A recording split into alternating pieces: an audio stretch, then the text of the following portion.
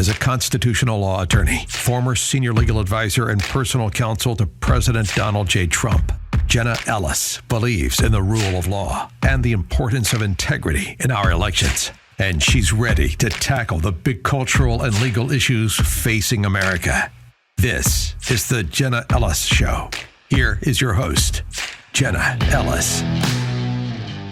Hello, friends, and welcome to another episode of the Jenna Ellis Show. I'm Jenna Ellis, and if you were like me, you were looking at the news over the weekend going, what is going on in Russia and Ukraine? And suddenly, the West, at least in terms of mainstream media and all of the liberal leftist Democrat news outlets, suddenly became fans of coups and insurrections as long as it was against a name called Vladimir Putin. So apparently we're picking and choosing now as Americans what is just in terms of insurrections, depending on whether we happen to like the particular individual that is either the subject of the coup or is behind the coup. So that really doesn't comport with a conservative principle. So how do we analyze this? What all is going on? Well, the Mises Institute and Zachary Yost have some of the answers and definitely some questions that you definitely want to be considering as not only a Christian, but also a conservative American as we move forward, not only in funding this terrible conflict over in Russia and Ukraine,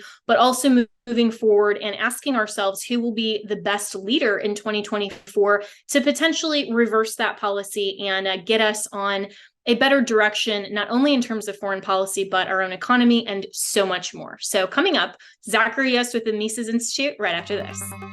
With inflation, the banking world collapse, and everything that Joe Biden is doing not to protect America, you need to make sure to secure your financial health, especially in retirement. And hey, if you're a millennial like me, that actually is sooner than you think. You need to start now, even if you are a millennial or a Gen Zer, to make sure that your financial health is actually healthy when we get to retirement. And Legacy Precious Metals has a revolutionary new online platform that allows you to invest in gold and silver online in real time. In a few easy steps, you can open an account online, select your metals of choice, and choose to have them stored in a vault or shipped right to your door.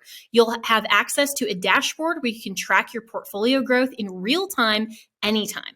You'll see transparent pricing on each coin and bar, and this puts you in complete control of your money. The platform is free to sign up for. Visit legacypminvestments.com and open your account and see this new investing platform for yourself. Gold hedges against inflation and against a volatile stock market. A truly diversified portfolio isn't just more stocks and bonds, but different asset classes. This brand new platform allows you to make investments in gold and silver, no matter how small or large, with just a few clicks.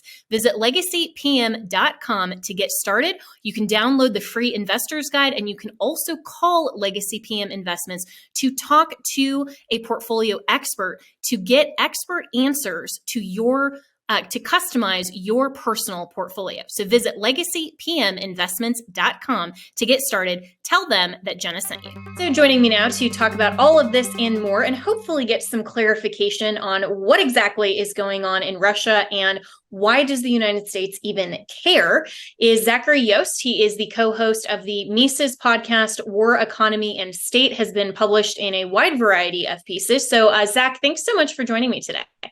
Thanks so much for having me. We'll try and clear away the fog of war a little bit, but I'm afraid it's one of those situations where no one really knows what's happening, probably even a lot of the participants. Oh, wow. Well, that unfortunately doesn't sound great, but I guess let's start there because so many different reports have come out over the weekend about this alleged coup that happened. So what precipitated this and what do we actually know? Right. So your listeners are probably heard of the Wagner Group, which is basically a mercenary army. They've been around for maybe a decade or so. They usually operate in Africa. They were in Syria. They have some people in Venezuela. And what is sort of different is they started slowly at the beginning of Russia's invasion of Ukraine, but it ramped up over the last year. They started playing a larger and larger role. And lots of listeners have probably heard of the Battle of Bakhmut, which ended recently. That was most of the fighting on the Russian side there was carried out by this mercenary group Wagner.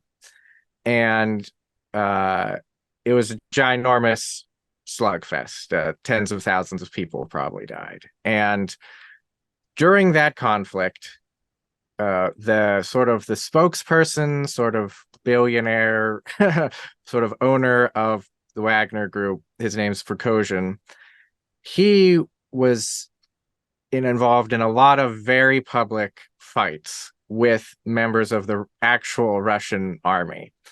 And there was accusations that the Russian military was denying Wagner the artillery rounds it needed, that they put basically green recruits on their flank who then were forced to retreat at one point on the flanks of Bakhmut. Just for months, it's been going on. And Prigozhin has been ramping up his rhetoric for a long time. And some people are like, how is this guy still allowed to spout off? And the context of that is that Prigozhin was formerly known as Putin's chef.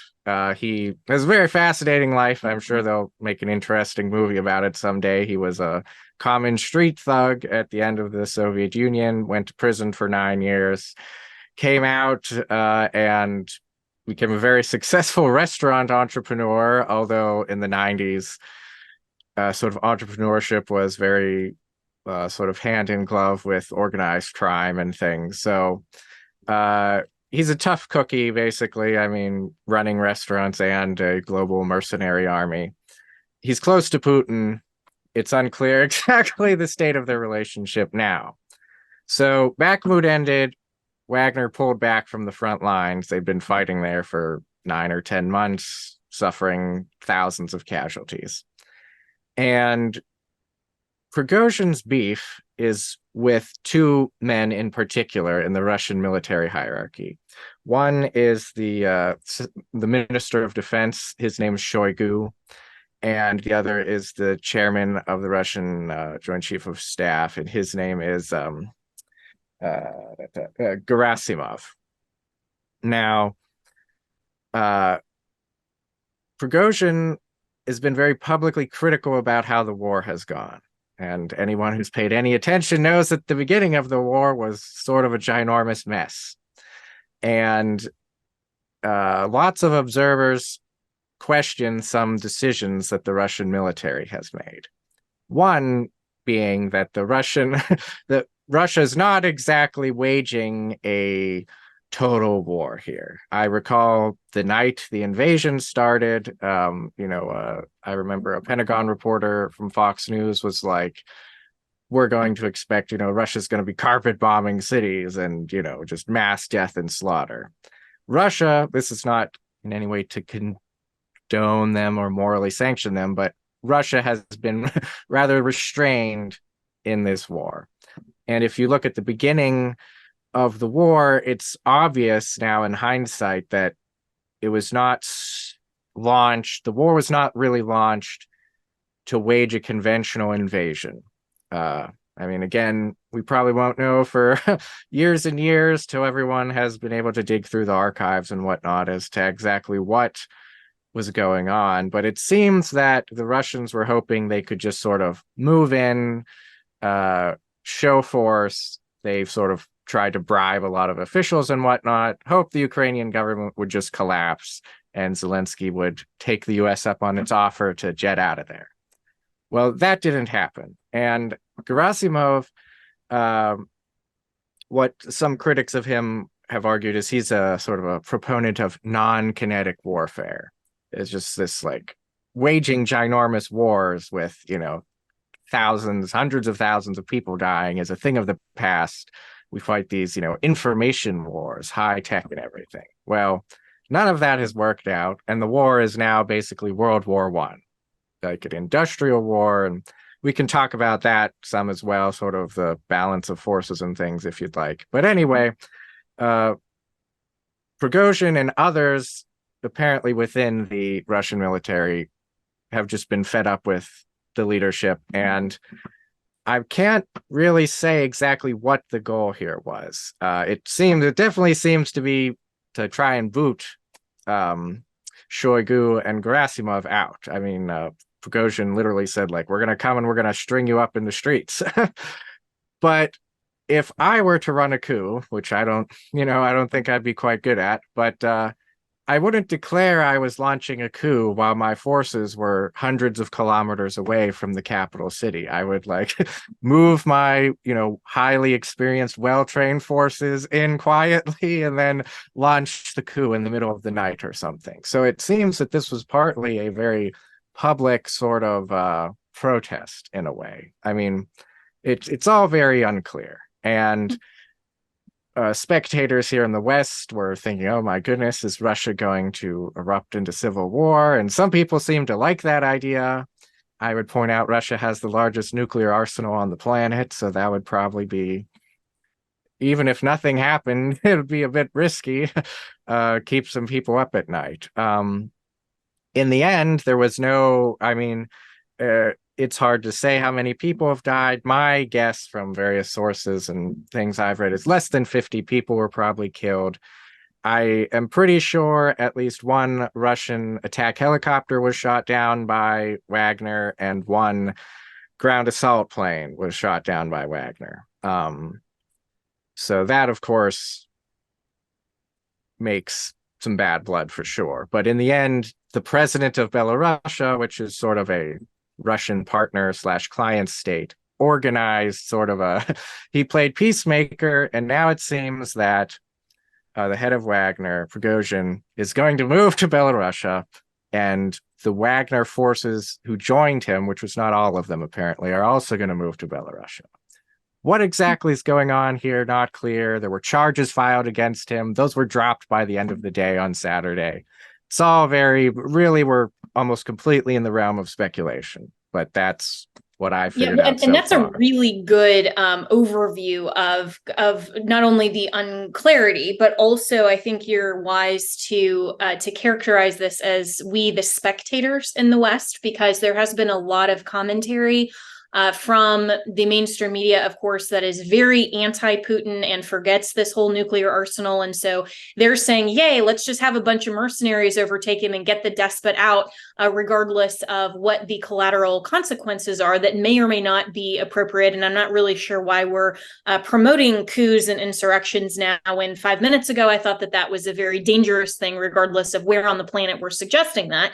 But it does seem like the American media, as spectators at least, are kind of siloed in this very anti-Putin narrative, that they are just so intent to cheer on basically the enemy of my enemy is my friend rationale, for better or worse, and there may be some worse to that. But where does this exactly situate the United States in terms of our funding of Ukraine and this war, which I would love an explanation from Democrats or Republicans as to why we're sending billions of dollars over to Ukraine when this was supposed to be done in like 3 days, and clearly it's taken months and we're nowhere near being done, and what exactly the United States' particular interests are here and why we're doing this. So for the moment, in your mind, does this or should it change the questions that we should be asking as American citizens, our own government, in terms of participation in the Ukraine and Russia conflict? Well, I think it should give pause to some of the more, in my view, crazy people out there who work at fancy think tanks and whatnot. These aren't like crazy kooks who think that it would be great if we could have regime change in Russia.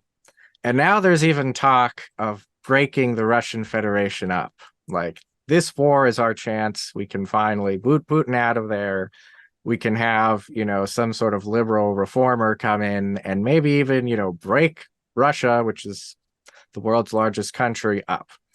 The former head of foreign policy at Heritage, he's now at the Hudson Institute, I think, wrote a paper sort of at the end of last year saying, break the whole thing up. It's just this empire. We need anti-colonialism. I think that's crazy talk. for one thing, Russia has thousands of nuclear weapons. And for another, ethnic Russians make up the majority in almost every single federated republic within Russia. So it's unclear exactly how that would work. But also, I think people are living in fantasy land when they think getting rid of Putin will solve problems. I don't think that's the case.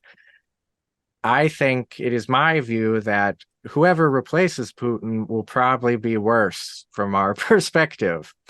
For one thing, Putin has not really called upon Russian nationalism as a force in this conflict. Were he to do so, that could potentially lead to some bad outcomes. I mean, nationalism is really the most powerful political force on the planet, and we have lots of historical examples of leaders calling upon it and it sort of going haywire and out of their control, forcing them to continue the wars when they, might otherwise not, things like that. So I think sort of like Prigozhin is sort of an example of like a very competent person. I mean, he's a brutal mercenary. Wagner, I wouldn't really want them over for dinner, that's for sure. But he went from, he was in prison, and when he got out of prison, he started operating a hot dog stand. Now he's a multi-billionaire with his own private army. And contrast this with Shoigu and Gerasimov, who are usually painted as more sort of bureaucratic,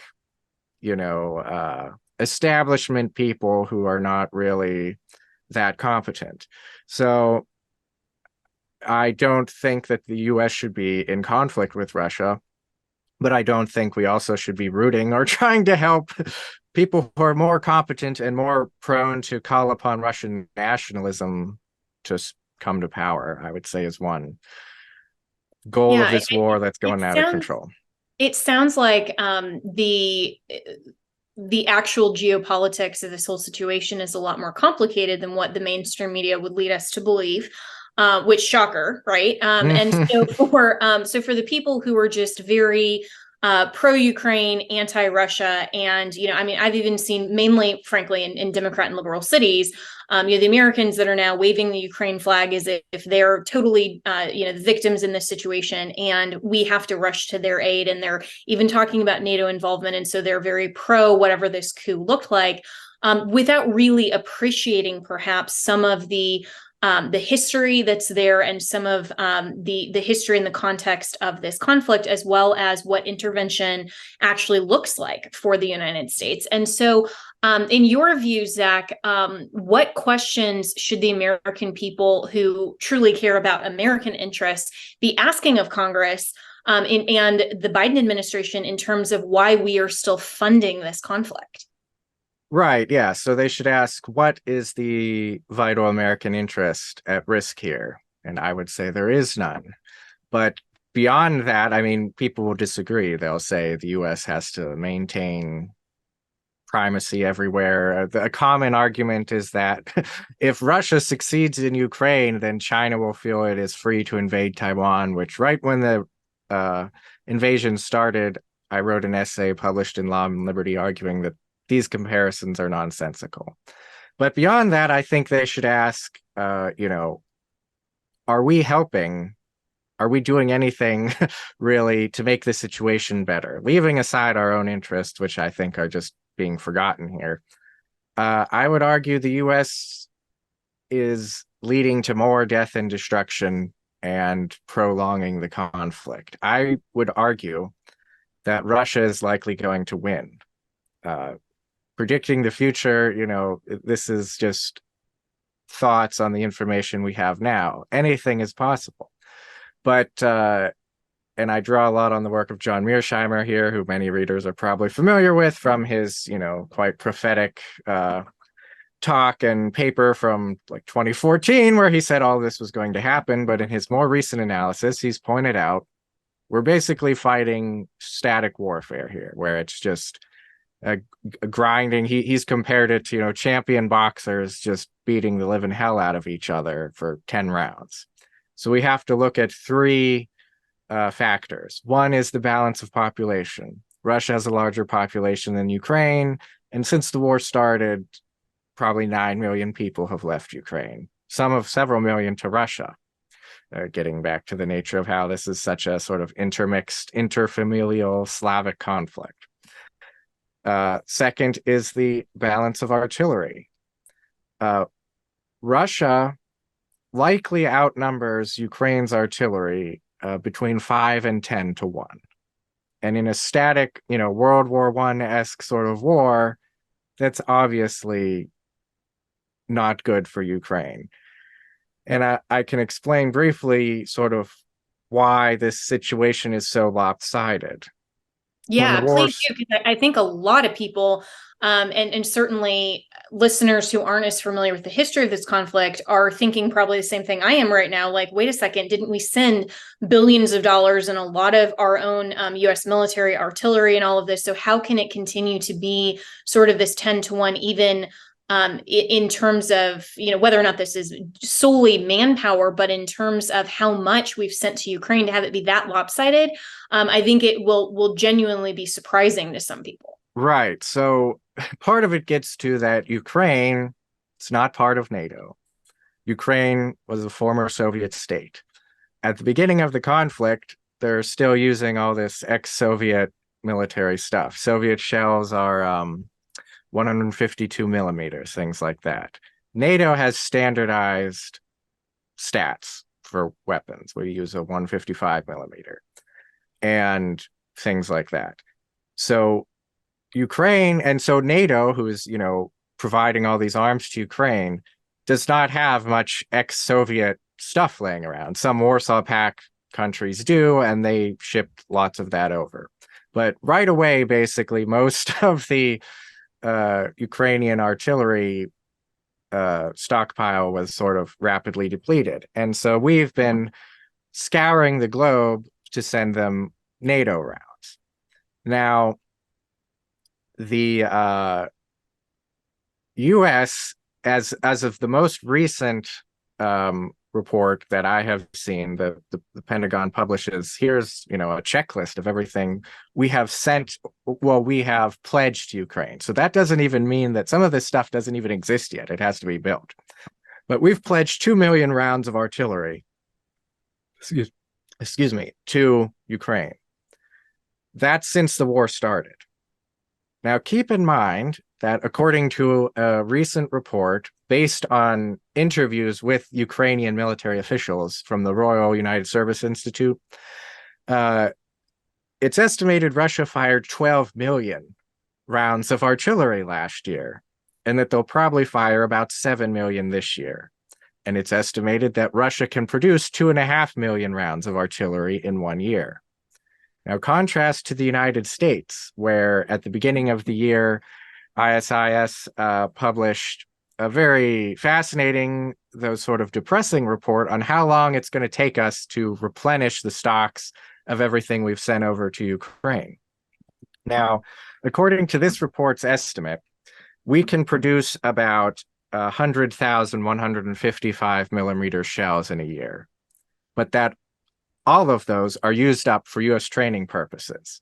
So at our current production rate, we literally cannot replace these shells we've pledged to Ukraine.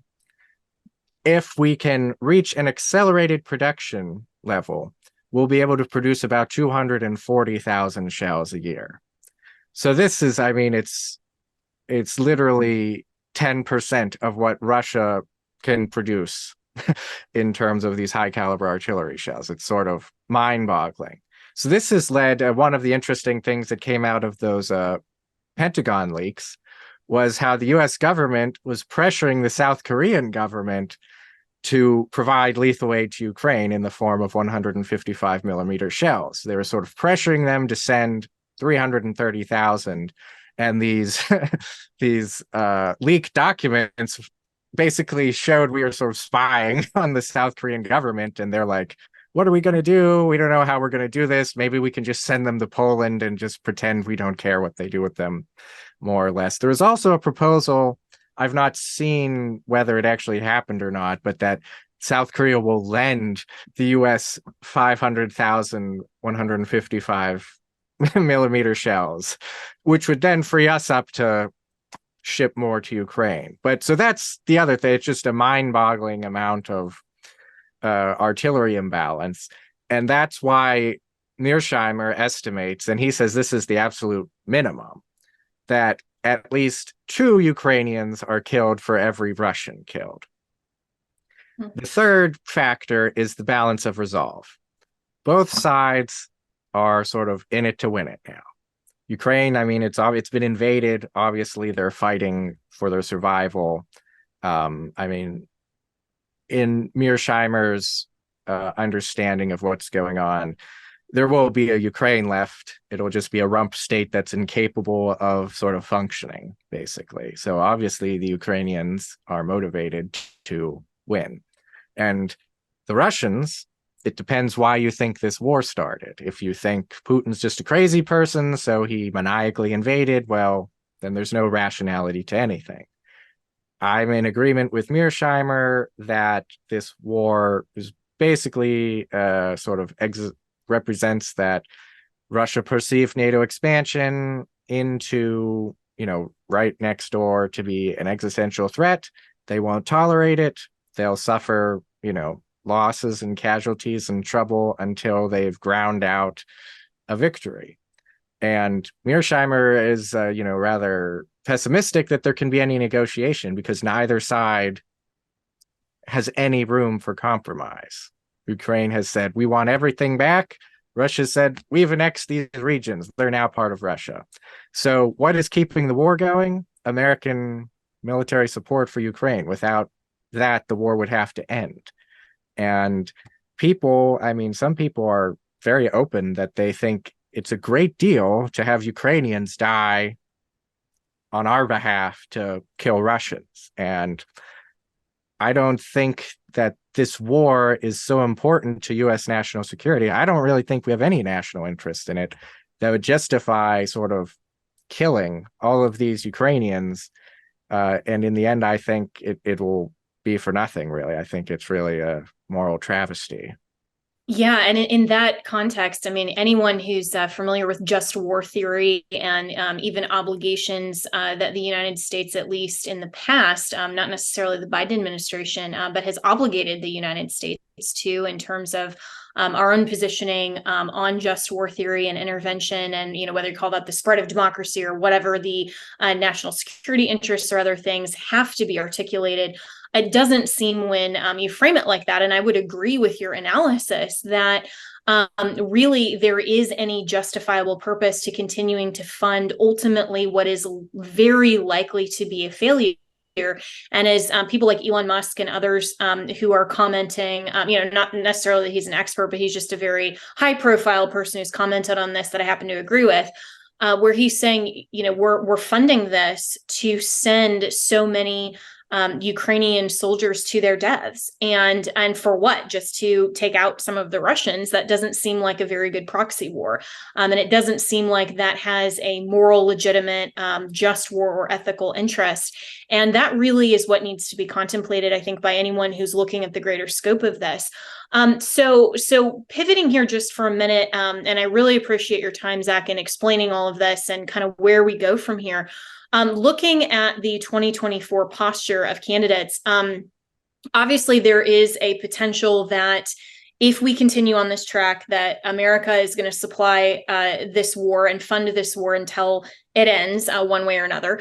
Then will that, in your estimation, happen before the 2024 presidential election, or is it likely that this is going to be one of the key issues between not only the GOP nominee primary debates, but then also looking forward to the general election, that whoever the nominee is, whether that's Donald Trump, Ron DeSantis, or someone else, this will be a very key issue and a promise to the American people that the war in Ukraine ends? And kind of, if so, what does that really look like? I mean, if we just pull our funding immediately, is that the ethical resolution, or what does that look like? So I guess, I mean, there's several questions bound up into that, but, where do we go from here as far as the political analysis with 2024 looming? Yeah, so I don't have a very sunny outlook. I don't think the idea that the US will stop supplying this war it's just not going to happen.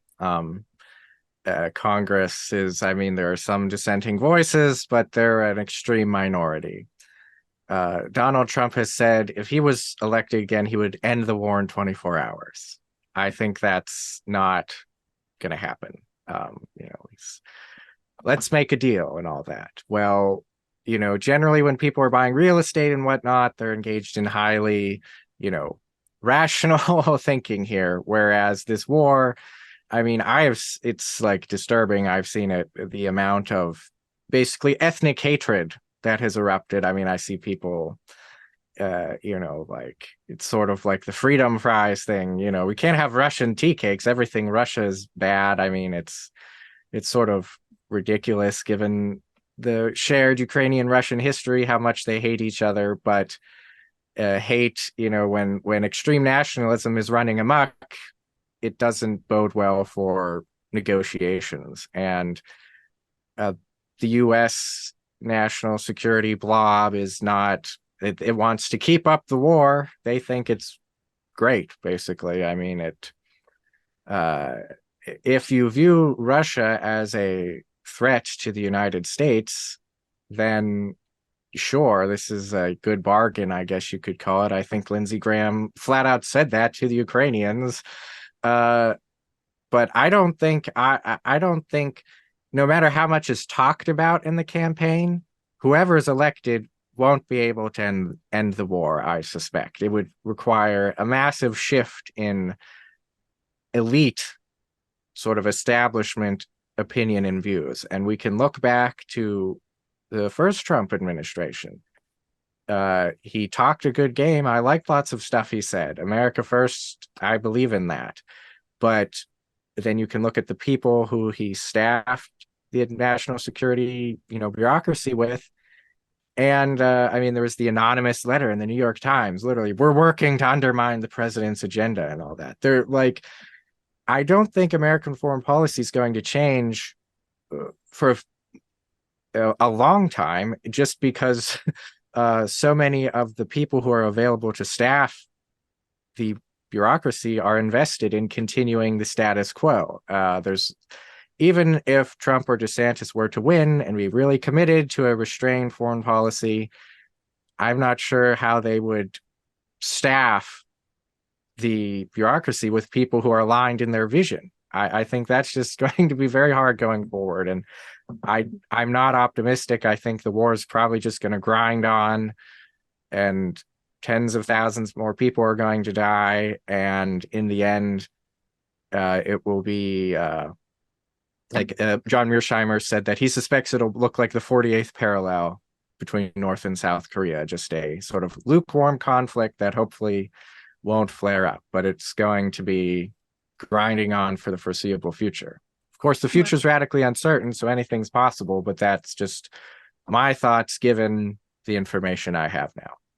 Yeah, which totally makes sense. I mean, obviously, if there was some other seismic shift in the geopolitical landscape, or something in terms of America's ability to continue to fund the war, just even our ability, like, for example, we default and our entire economy crashes, and all of these other things, then obviously that would change the landscape. But I think that your emphasis on personnel is very apt, and that I do anticipate to be one of the biggest issues in at least the primary, because so many people, and I've been very clear that I support Governor DeSantis for a lot of reasons. I'm very thankful to what President Trump did in his first 4 years, but I would agree with you that there were some promises that were made that were very visionary, but not really well executed. And what I see as a contrast from Governor DeSantis is that when he has the vision, he's actually the executor as well. And so when it comes to this type of personnel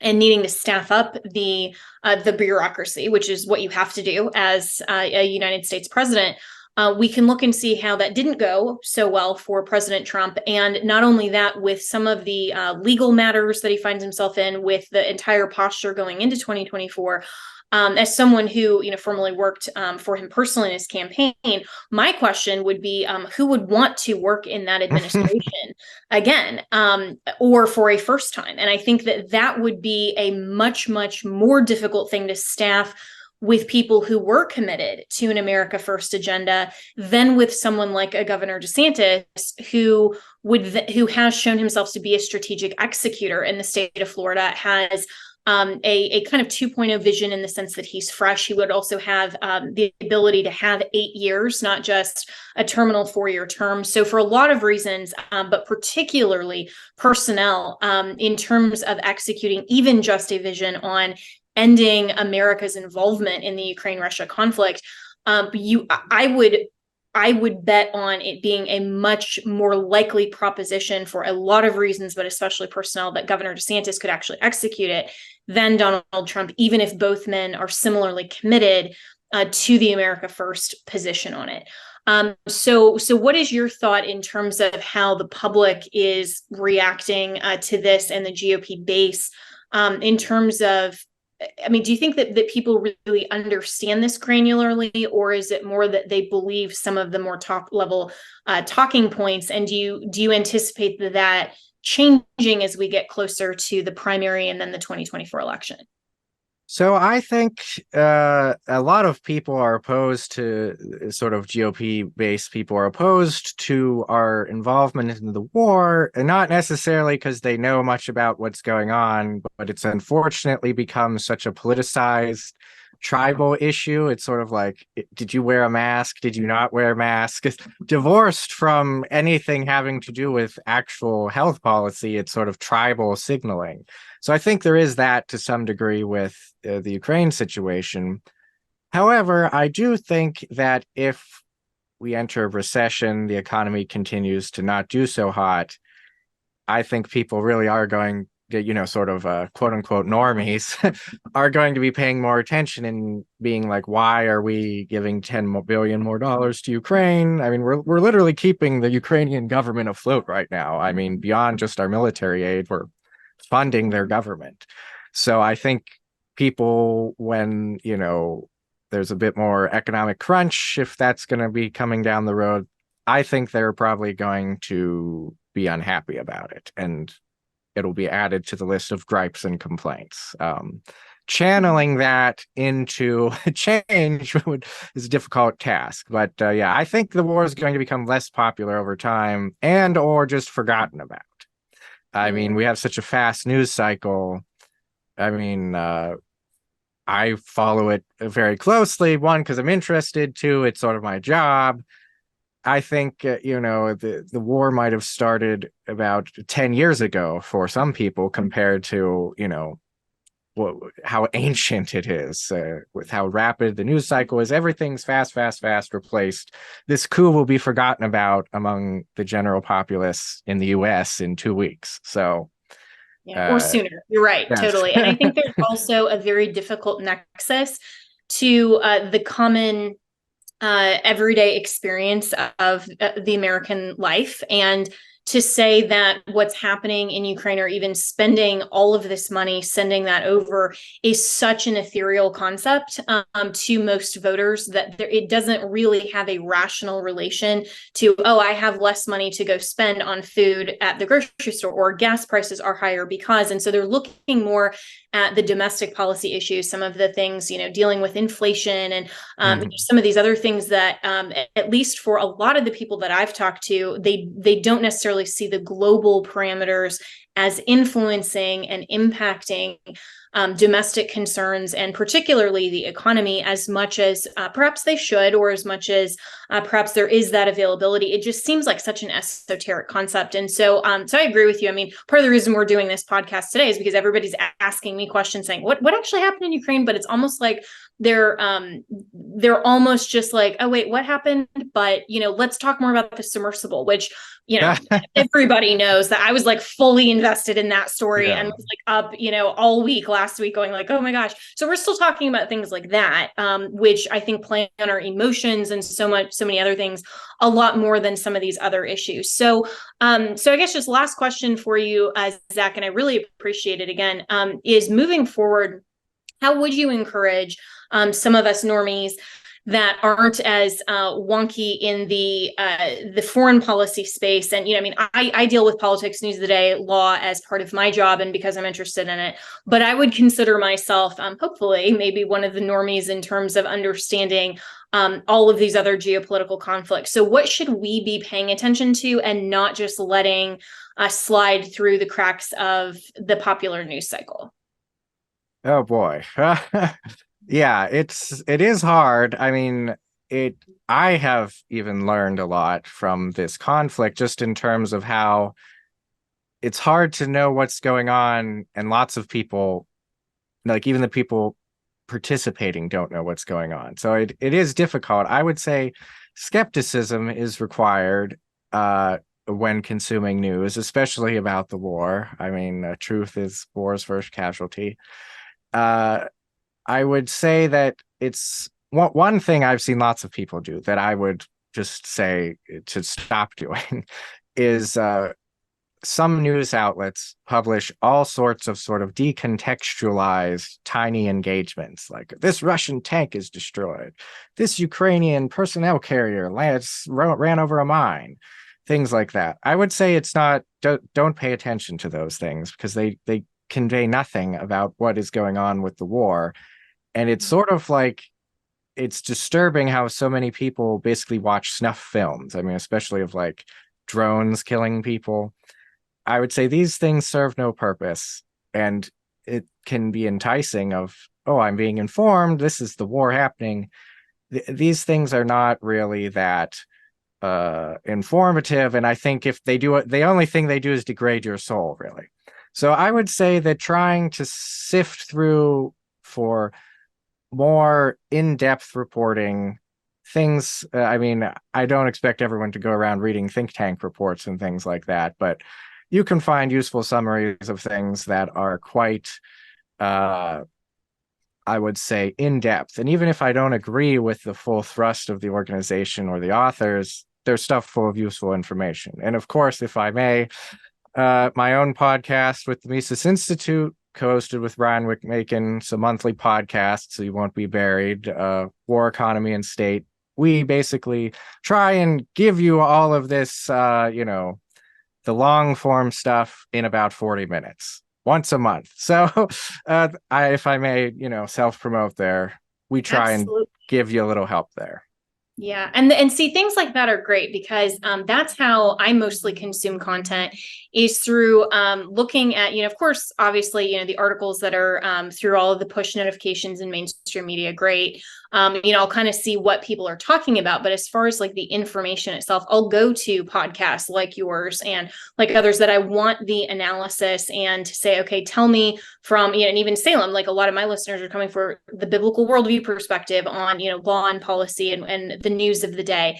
And so I think that's really well said and great advice, Zach, to say, don't just look at what maybe is glamorous in the news. That's not really actually helpful in informing your perspective, not only on the facts of the events themselves, but also from our own policy perspective and the why. And I hope that one of the things that people take away from this in the listening audience is we need to be more deeply informed and ask these questions, not in terms of siloed parties' positions, but to truly ask, what is the ethical position? What is the biblical worldview position? What is the just war theory position? What is the conservative position in general? And then as a principle, then we can apply that to different situations. And so for consumable content like that, I appreciate you highlighting your podcast and being willing to come on this show as well, and to have this conversation with my listeners, because I think that's the only way forward, and to truly ask and then answer the questions that we should be asking as Christians and as Americans that are confronted with this just slew of everything going on. And I know from so many of my friends that don't live in the political space as much as I do, they kind of see what's going on. They want to be informed, but they feel like it's overwhelming. And so that's why, we try to provide this podcast and also, your show. That's a great resource as well for people to then get engaged in a way that is more philosophical and it's more meaningful, so that we actually go beyond just the what happened, but why and how do we approach this from the principles of conservatism. And that's what I think is just so disheartening as well about this debate in the GOP primary, is that we're seeing this tribalism instead of coming back to, okay, wait a second, pre 2016, I was a conservative and I'm still a conservative. And even after Trump is never on the ticket again, I'll be a conservative. So what does that look like then in the analysis of our primary? What does it look like in the analysis of foreign policy? All of these different things that we need to first and foremost be conservatives and understand what that means. So I really appreciate you taking the time today. So where can people find your podcast? Say the name of it one more time. It's the Mises War, Economy, and State podcast, and find you for this great once a month content. Yeah. So you can follow me on Twitter at Zachary Yost. The podcast is hosted by the Mises Institute. It's on, all the usual podcasting places, SoundCloud, YouTube, all that. So. Awesome. Well, thanks so much. I really appreciate it. And Mises does really great work. So thank you for being one of the wonks that is engaging. And the white papers never won an election. They do win a lot of policy. So I'm one of the people that does actually read at least the top levels of a lot of those. And so appreciate all of the work and then breaking it down into consumable content for all of the normies. So appreciate it, Zach. Thanks. Great. Thanks so much for having me.